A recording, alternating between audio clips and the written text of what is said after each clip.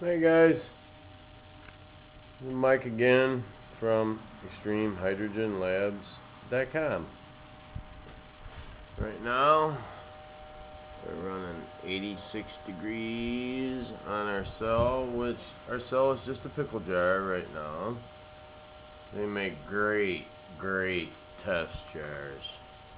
You can pop you a fitting in, run your cell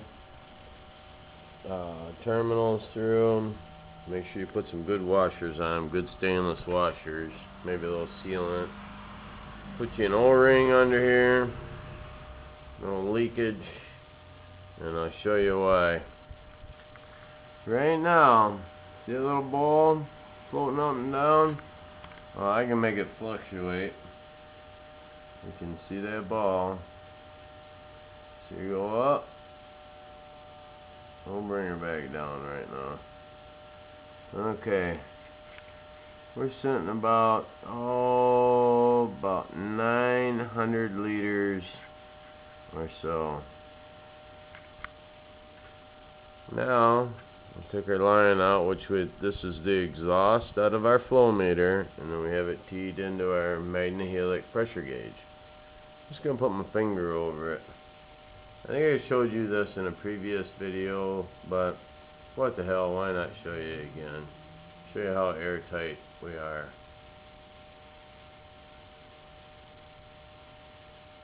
It's not taking long at all. And we're at 12 volts. Buried. Let off. Okay. Now what we're going to do is, since I did that,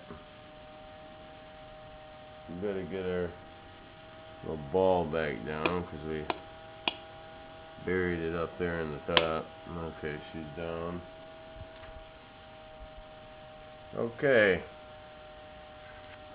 Let's see. As you see, we're already at 95 degrees. It's a little more than I'd like to see that quick. I'm still trying to figure this out. These are a couple of my issues here. Amperage. With this pulse width modulator on here, I'd probably be doing better.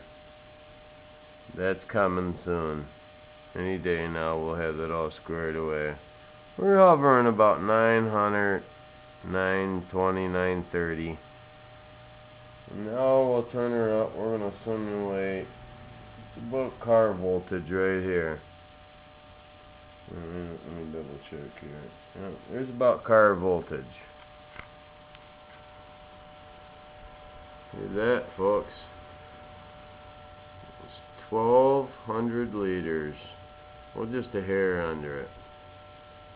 Now, what I did, being teed in, I was just curious to see our back pressure on bubbles, as far as being in a bubbler.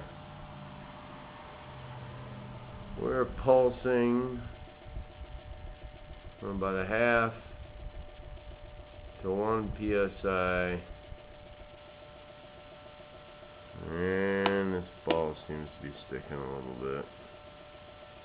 Don't know why that's doing that. We might have got a little bit of liquid in there. I seem to have had that problem here lately. Let's whack it one more time. Yeah, it's stuck. Well, guess we're going to have to buy another ball.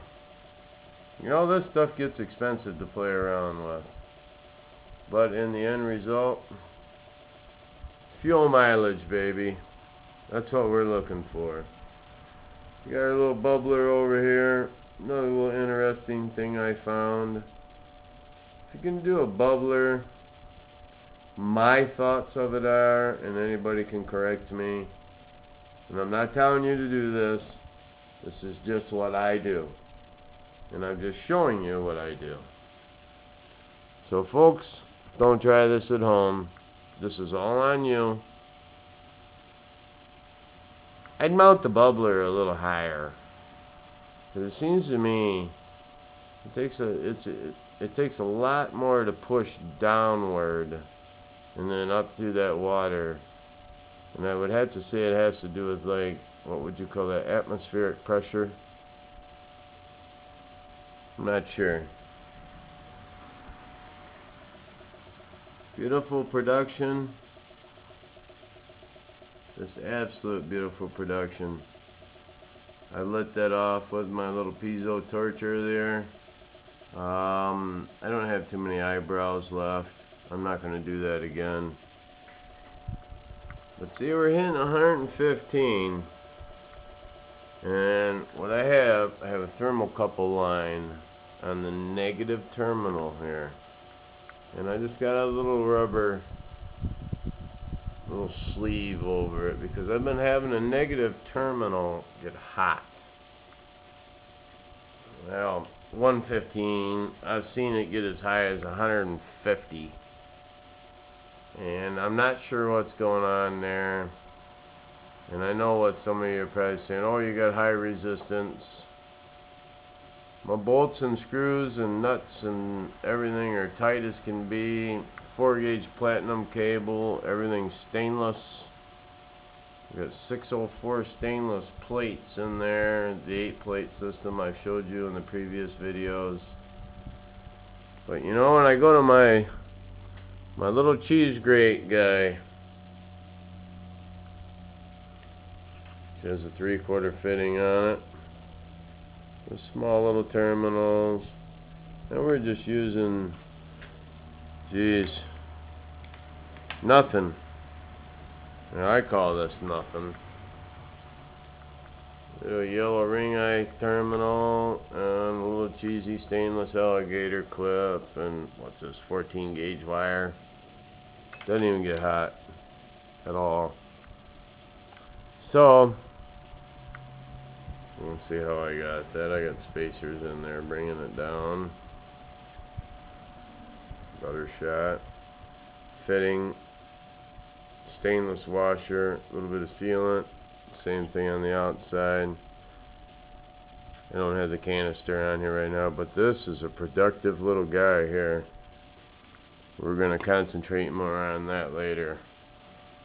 Right now I got a little fan on there, keeping that terminal cool. I got a little fan back here keeping the jug cool. As you see, we're at 120 degrees. We've been on about approximately 7.5, 8 minutes right now, and she's still climbing. Now, all that's going to go into this cell. I'm thinking of wrapping that cell with soft copper or soft aluminum and eliminating the evaporator on my air conditioning system on my car and running that right to it, to where it basically refrigerates it, so to speak. That should keep the temp down, at least till I figure out, unless the pulse width modulator takes care of it, or modulation. I don't know. Other than that, then you have the canisters I built to put the whole unit inside, fitting at the bottom, fitting at the top, and then we'll be using a Carter pump. This pump pumps an exasperous amount per minute, 12 volts. It's for diesel fuel, but you know, you put some antifreeze through it to keep it lubricated. I'm thinking the orange General Motors antifreeze. Run it through a cooler,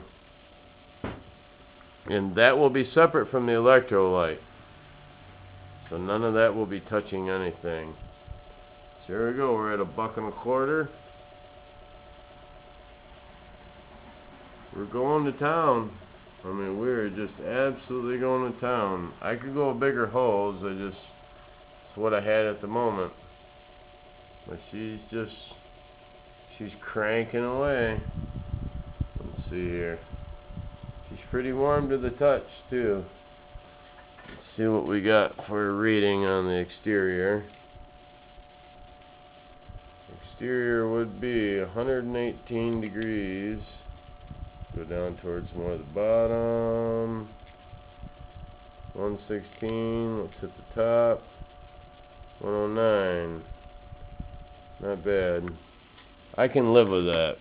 I can't live with the 100 and getting ready to hit 130 on that negative terminal. And I'm positive, negative, positive, negative, positive, negative, and so on and so forth on an 8-plate system. Anybody can help me? You know my email address. And I'll trade any of my secrets with you also. Thanks, guys. See you next time.